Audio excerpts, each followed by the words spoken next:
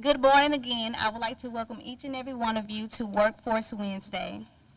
We would like to welcome you, especially our guests that we have this year in person. In 2018, we started WorkForce Wednesday, our development initiative for Getting to Work Mississippi.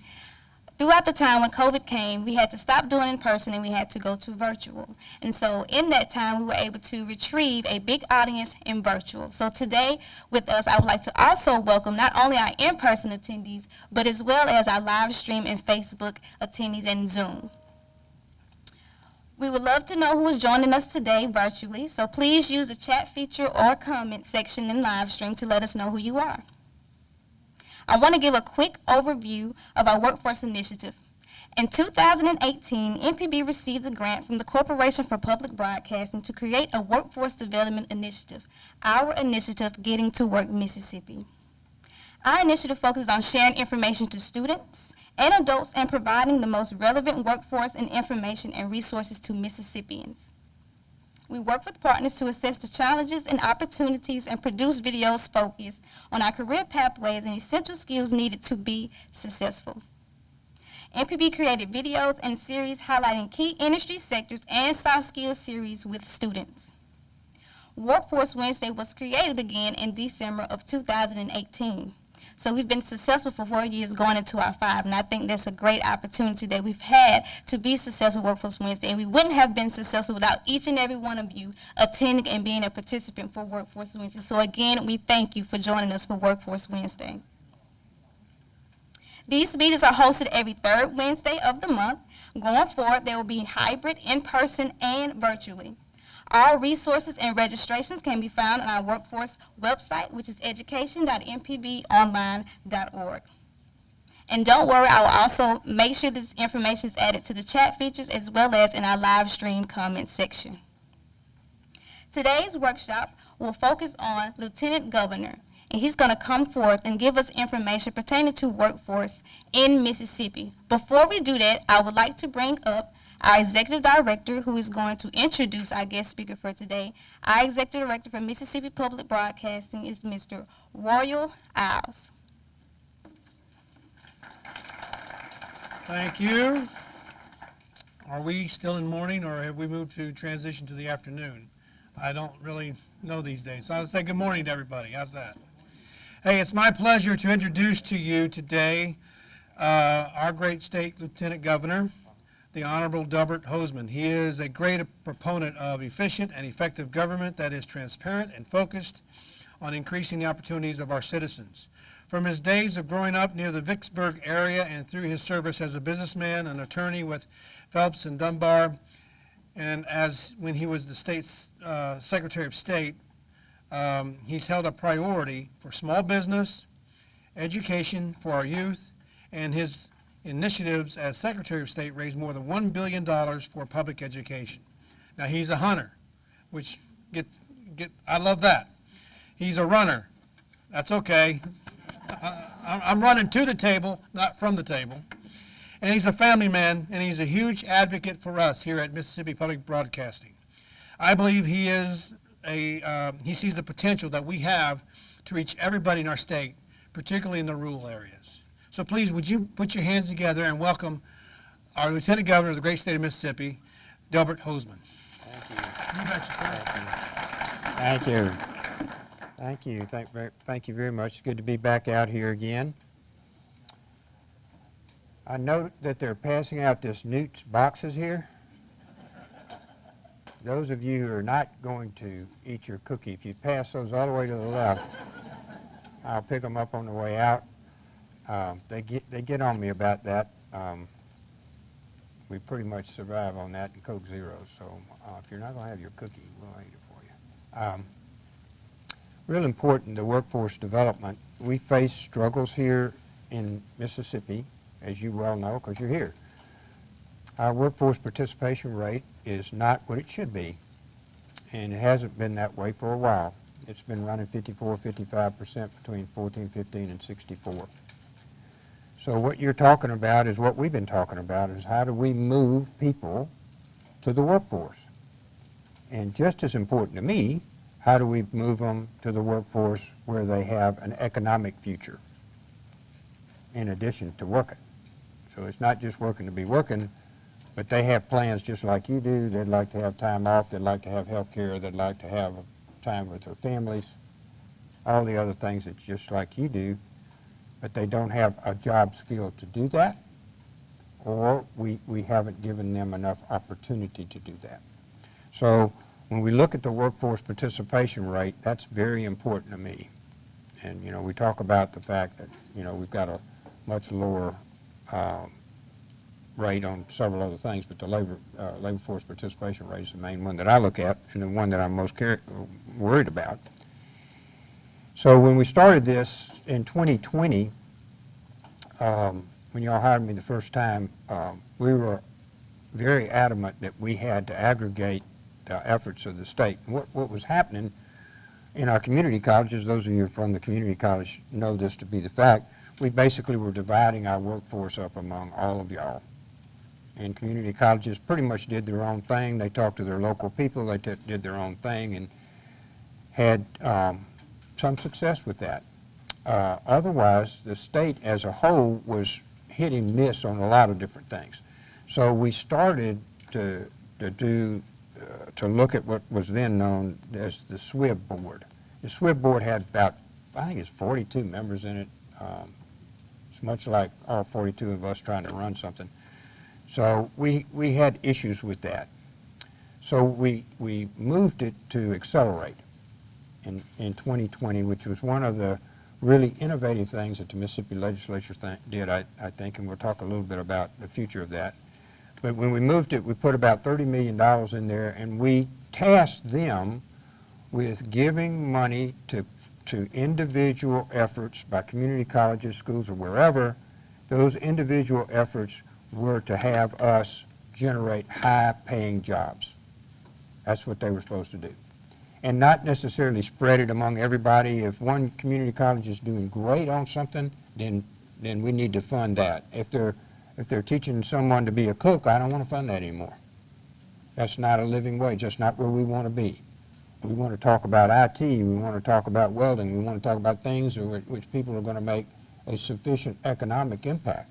So we're not interested anymore in Mississippi really in just training at a minimum wage or thereabouts.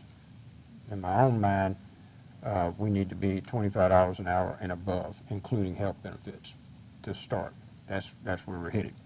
So with that, we got a lot of American Rescue Plan money, and we started programs, and I'm going to emphasize one that we'll be announcing here in about an hour. We have a tremendous gap here in the number of nurses. Now you'll see in your local hospitals, if you're like from Greenwood or someplace, they have 2 floors of their hospital closed. We have a shortage of nurses. So we'll be announcing programs to bring nurses on. Now a number of our community colleges actually train nurses, and we want to supplement that. So what you'll see is grants going to community colleges to expand their physical plant equipment and whatnot to train these individuals. For example, in Pearl River County, when I was down there the other day to look at their nurse training program, they had 44. From radiologists to PT, they were training these nurses, these individuals, young men and women, to be nurses. And they had about 200 applications. Now we're 3,000 people short here in Mississippi for nurses, and that it is obviously needed for society, but it is also a good paying job, as you know, for Mississippians to have. So we are starting programs to give grants to individuals to pay off their student loan if they stay in Mississippi. We're giving grants to community colleges to make sure they can expand their capabilities. That includes MUW, the University of Mississippi Medical Center, Nursing School, several others. We're giving those grants with a view towards having our labor force start to realize. And you'll see, I think on this weekend, the University of Mississippi is having a Saturday meeting for all the students and their parents and whatever to come down and see what health care they would be, what part of health care they would be interested in pursuing. Not only dentists and doctors and stuff, but nurses as well and other programs. So you'll see us devote, I believe it was $32 million to training healthcare professionals out of our American Rescue Plan money. The hospital residency program, we're going to do that, which which affects really physicians more than the nursing facilities do. But we're also training for a lot of other Mississippi jobs. For example, at Stennis Space Center, they're doing phenomenal things down there. I was down there the other day, they're actually building rocket engines 3D. These are 3D computers, a rocket engine that they're going to send things into orbit. What a phenomenal thing. We need to train our people how to do 3D for rocket engines. That's a good example. Ingalls is a huge employer, 11,000. They've got ship orders for the next 5 to 7 years, so they're going to be there forever. So what do they need capacity-wise? And they need nurses and everything else, but they also need welders and other management people to come and be there. And you run around.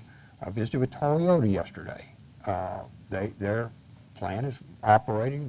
They need skilled workers. It's a wonderful place if you go in there. Great employer, great health benefits and whatnot. And you go around the industries and looking in Mississippi, we need to train to those companies that are going to give this good financial aspects to our workers. Now to do that, we have to pick some places we're going to emphasize and others that we may not, just like we discussed just a moment ago. So in our plans this year, today or at 1 o'clock when we have a press conference, it'll be about nurses, it'll be about health care, it'll be about one segment of this. But we'll quickly pivot back to the other segments. And there are a number of them in Mississippi that are short of employees. And I would tell you, I have met with everybody from furniture manufacturers yesterday to ones that build trucks. You know, all of them have the same thing. If you can give me a trained worker who will show up here, actually show up to work and work for us, we can start them at X. And if they'll be here with a year later, they'll be at X plus Y times X. So they will promote. People that will come and stay will learn their skills there. So if we can get them in the door, if we can give them the education that they need, particularly in the technology field, most everything from tractors to trucks all now run off computer capability. So if we can give them that skill set to get in, once they get there and they stay there for 3 months, 6 months, 9 months, they quickly become promoted. They quickly will become have more economic benefits they had when they started. So our goal then on workforce development is to take the Accelerate program. It's now divided into, I guess you'll get Ryan Miller who runs it, probably will be by here at some point, but it's divided into about 7 or 8 sectors of the state. Each one of those sectors has different things. Some are in the wood products, some of them are in cars, some of them are in planes, like we build planes in Columbus. We have a new aluminum steel mill that will be built there, one of the biggest ones in the country. The average wage there under our agreement for funding for them is $93,000.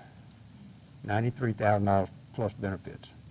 So we're looking at bringing our workforce up economically, and that target of having all of the other competitive PACCARs there, as you know, Aurora is there, Stark is there, the university's there, Mississippi State University's there. There's a number of different entities there that hire people, but by bringing those wages up for one, we in normal competition, we bring the wages up for everyone. We particularly have paid attention with Scott Alsberg, who runs the East Mississippi Community College, with the fact that we have to backfill. If we're going to have 1,000 employees go to this aluminum, we got to go backfill where they came from. So our target is not only the aluminum company that we're so pleased to have here, and they'll have 5 to 7 other industries come around it, but not only those, but the ones that left one of these companies that basically were the ones that came here early. They brought us to the dance, as we used to say. We need to make sure they're taken care of. And so our first objective was for him to go call on each one of these companies that may have somebody move laterally to make sure we can backfill. That's the way we raise the whole workforce, not by just saying, well, we got 1,000 jobs and I moved 1,000 from over here. I haven't done anything but shifted to economics. I haven't actually had any more people get to work. So our backfill part is just as important as our initial training for the new aluminum plant and every other plant that we do like this. So I'm real pleased with our efforts and the changes that have been made in workforce development. And we will be watching them. We'll be reviewing their budget here in the next, probably the next 3 to 4 weeks. The other thing, and I'll close on this, we in Mississippi are in the best financial shape we have ever been in. And that includes from 1817 to today. In the last 3 years, the first year we cut the budget by 2%. In those last 3 years, we have downsized government by 12%. We have 3,000 less employees than we had when we started 3 years ago.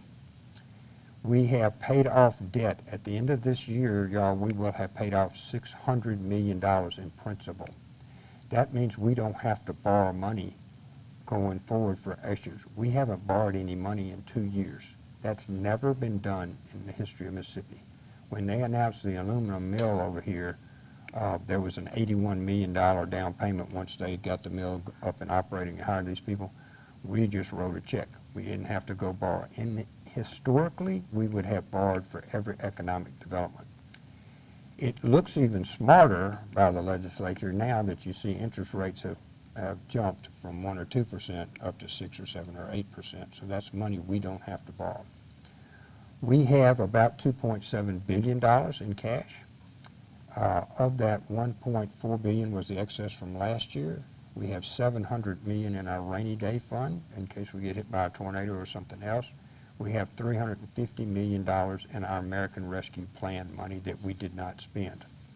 We got $1.8 billion from that. So instead of just frittering that away, we agreed that we would match what the cities did in water and sewer. So we put up $450 million and they put up $450 million. We are devoting almost $1 billion to our infrastructure, water and sewer. And what does that mean? When a company wants to come there, you can furnish their water and sewer. That's one of the first things they ask. Water and sewer, how much electricity costs, what's your education, health care. So it's the big four. How can I get my product to market? So with doing that, we will have invested our $1 billion in infrastructure in Mississippi. We also put $300 million in rural water in Mississippi. We put $80 million in mental health, $60 million. You look at the things we spent money on, and they were things that were well needed. This year, we're again running a surplus. We're about $400 million ahead. I want to do a big tax rebate, and there'll be some discussions about that from different people want to do different things with the money. But the things I want to do is give it back to the taxpayer or spend it on things that are generational. If it's something we can't find in 2 years from now, I don't want to spend any money on that.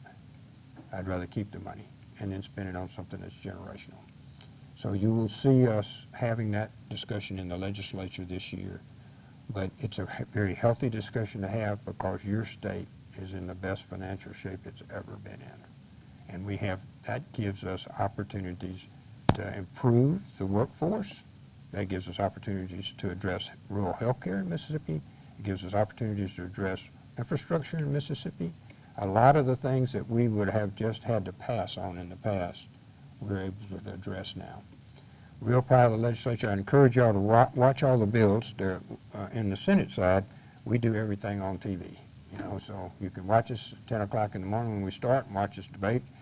All of our committee hearings are online. Look at the committee hearings. We'll be Senator Parker, who's been just the champion of our workforce development. That was a committee I started when y'all hired me. He'll have committee meetings. Those will be transcribed. I'd encourage you to look at those. Out of them came MFLEX, which is the economic benefits for anybody that starts a company in Mississippi. We're very competitive with any other state, and we have the 5th lowest tax rate now. So we continue to vote money like we did last time. We have the largest teacher pay raise in history, largest tax cut in history. We intend to continue to devote a lot of money to education, both at the primary and the secondary level. So it's a good year to be a Mississippian, and it's a good year for us to promote our people to a better economic life. And I appreciate all of your efforts to do that. It's very, very important. We'll give you the tax structure.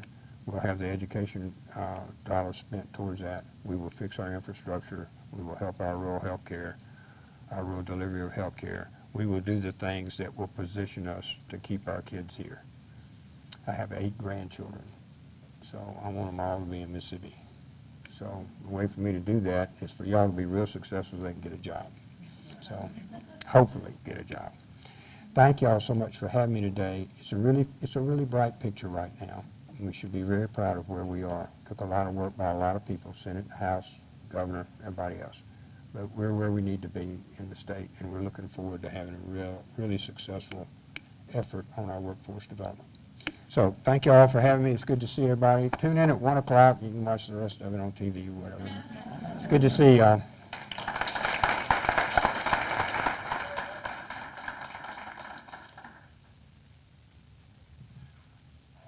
Thank you very much, Lieutenant Governor. Do you have time for a couple of questions? Okay. Does anyone in-house have questions? Any question? You can raise your hand. The mic will be brought to you. Here's one on the floor. I'll give this back to you. Where was that?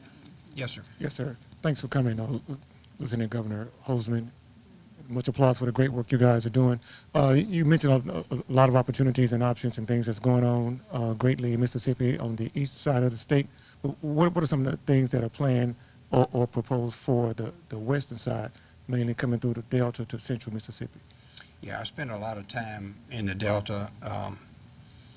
I spent 2 weeks ago, Friday, in the Greenwood Hospital. Not me, but going through the hospital, it's failing. We've had a significant out-migration from the Delta. Best I can determine, it's about 60,000 people have departed in the last 10 years. Now, what's that's done, for example, to Greenwood, they used to be 21 or 22,000, now they're about 14,000. So we met with Viking, Milwaukee Tool is there, others, to ensure that we give them the workforce they need to continue their expansion, and Milwaukee Tool did expand in Grenier, which is on the edge of the Delta.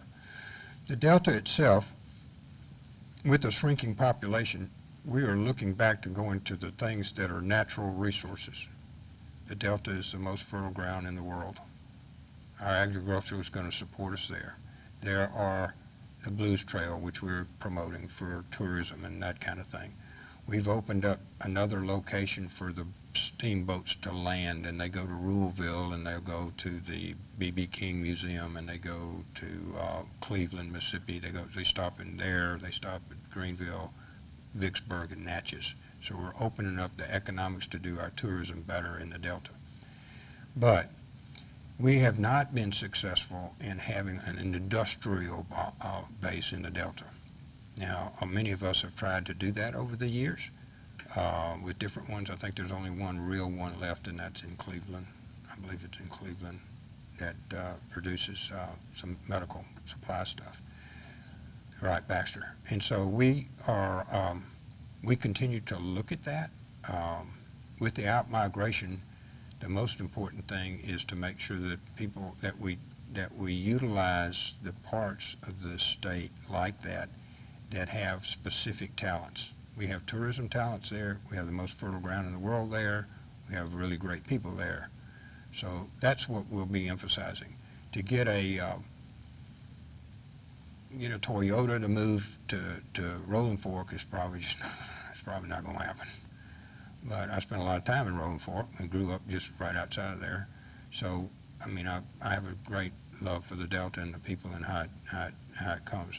I think our assets are our tourism industry, our agricultural industry particularly, and then our industries in the Greenwood area that are expanding that we want to take and expand, I'd say, back out to Cleveland. Delta State and Mississippi Valley State met with both of them. Their numbers are down, their enrollment numbers are down on those two universities. It's real important that we maintain their funding and that they have people there. They're an economic driver to the Delta. But in addition to that, the kids that graduate, young men and women that graduate from there, we've got a better chance of them staying and starting a business somewhere in the Delta. For Delta State last year, we did, I think, 4 new airplanes and 2 trainers. That's something they do really well to train pilots, and there's a big shortage, like we talked about, looking for an area. That's it. We'd like to have Delta State be one of the national trainings for pilots. There's a big shortage of that. So we look at the individual things that we do well right there and try to expand on them. But I don't have the workforce because of the out-migration. I don't have the workforce to assimilate a giant employer. So what my target for the Delta is that 50 and 75 person company. I don't need 1,000 employees because I just really can't assimilate them without just really, you know, marginalize a whole bunch of other companies. So I think our growth project there, and why I drafted Inflex when we did it, is to have it do that way, is to look at those 50 and 75s that we might position somewhere and then take advantage of the ones we have here, like tourism and airplane training pilots, those kinds of things. The two universities, it's very important that they stay viable and fully staffed. Other questions? I'm in the Delta a lot. I just like the flatland. I always have. I grew up on Eagle Lake. Any other questions? I have two questions Yes, from Zoom. The first one, in conjunction with the workforce initiatives of the state, when someone is laid off from a job making a livable wage, after which unemployment is only $234 a month, which places them in the poverty category, how can workforce development or the workforce initiatives address this that you guys are working on? we had this, I think it was United Furniture that just closed like one night, which has a whole bunch of legal problems, but they just closed one night and let like 1,000 or 2,000 people off. And the Economic Development Group there in North Mississippi started a program, and I think almost half of them, the last time I checked, have been rehired in some, either another furniture manufacturing place or someone else. So the local communities really stepped up. We are short or low on the amount that we pay people when they're out of work. It's been harder to raise that because we have so many open jobs. So, and normally someone who was working had a skill set. Now, for 6 weeks, the KLM will train you to be a truck driver and pay you $70,000 a year to drive a truck. And they'll pay you while you're going to school. So it's hard to raise that dollar amount when there are so many other open jobs. If we go through a recession, which I think we will, where we have more people laid off, it would be a better time to address the economics of that, because it's not enough really to feed your family or anything like that. It's supposed to be a safety net, but it's a small net. So I've never been pleased really with the amount of money involved, but in today's environment. And I would tell you, driving a truck for Walmart and making $70,000 is more than the lieutenant governor makes. So if y'all were thinking about whether you want to be lieutenant governor or work at Walmart driving a truck, financially, I'm just telling you, you're better off. So, We like you where you are. thank you. All right, the second question is, does the surplus include one-time funds from the federal government? And if so, how much is included in the surplus? In the surplus that we discussed, $350 million of it is one-time money from the American Rescue Plan. We got $1.8 billion. We put a bunch of it in matching cities and counties. We put a bunch of it in rural health, mental health, child protective services, which we've had real problems with. So we saved $350 million to come back and repurpose some of that money. So $350 million of the 2.7 is actually money from the American Rescue Plan and has certain requirements to be spent over the next 2 or 3 years. Has to be for infrastructure and some other things. We also, not in that amount, is a huge amount for broadband expansion, hundreds of millions of dollars. We know we're going to get at least $100 million and probably a couple of others. We're going to be in competition for maybe $300 to $400 million, $500 million for rural broadband. That's not in the number. The rest of the remaining 2.35 billion or so would be actual cash that is disposable by the legislature as they may deem fit. So it's not restricted. Only the $350 million would be. Okay, thank you. And the last one that I have is, does the state fund any hands-on experimental events to promote the highest demand careers? Not career fairs, but a hands-on event. If so, what is it, or are there any plans for something like There this? are a number of these. In Columbus, they actually take the kids out on Friday afternoon or Saturday. There's a lady there that runs a building contractor, and she'll take them out and they'll actually lay a slab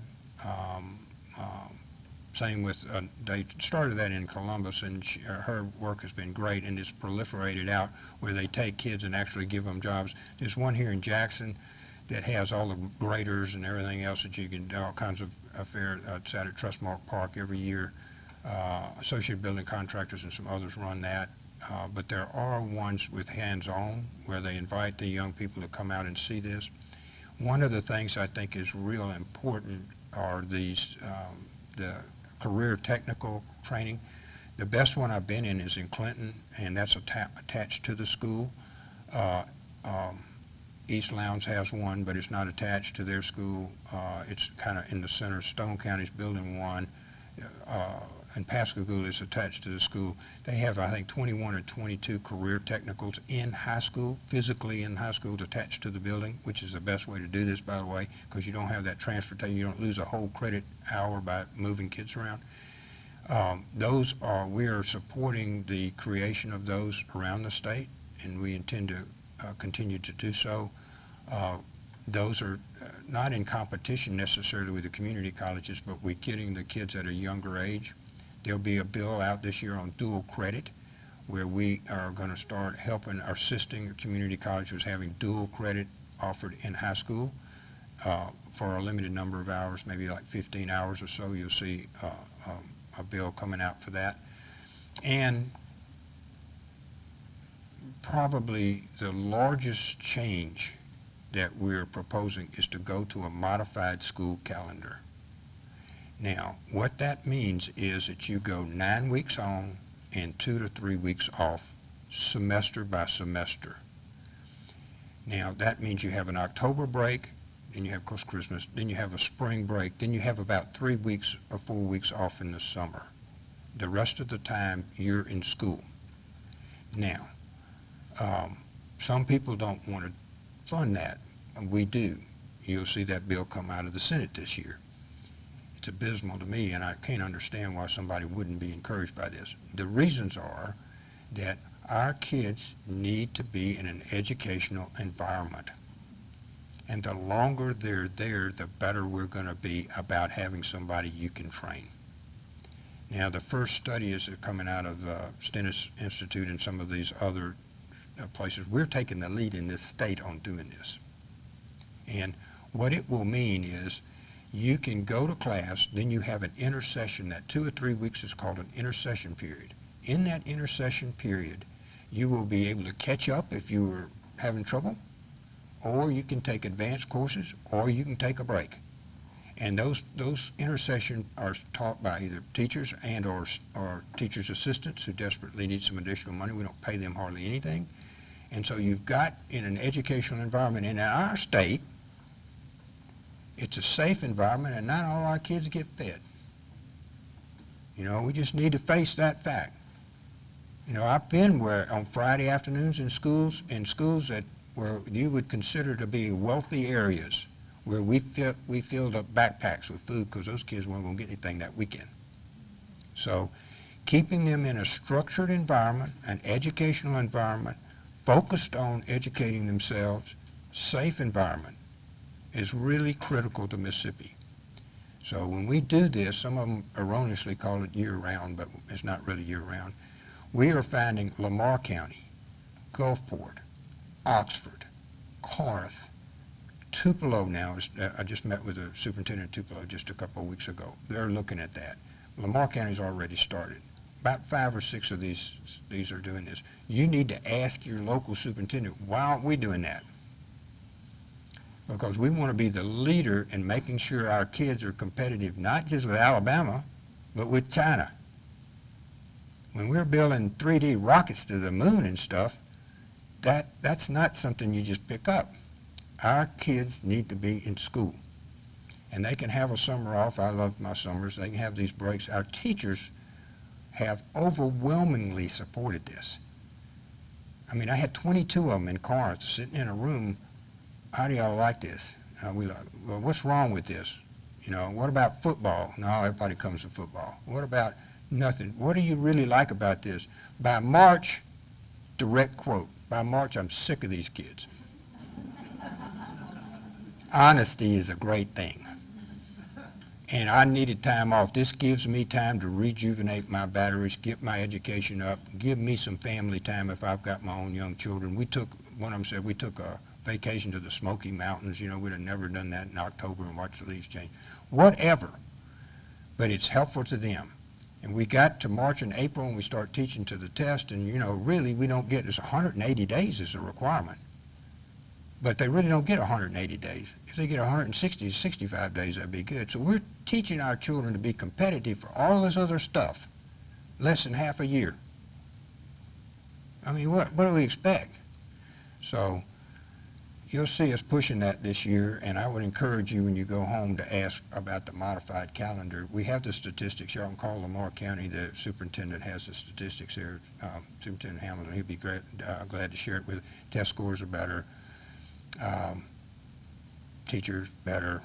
The polling numbers on that from their teachers is like 82%. Parents about 85% in favor. It's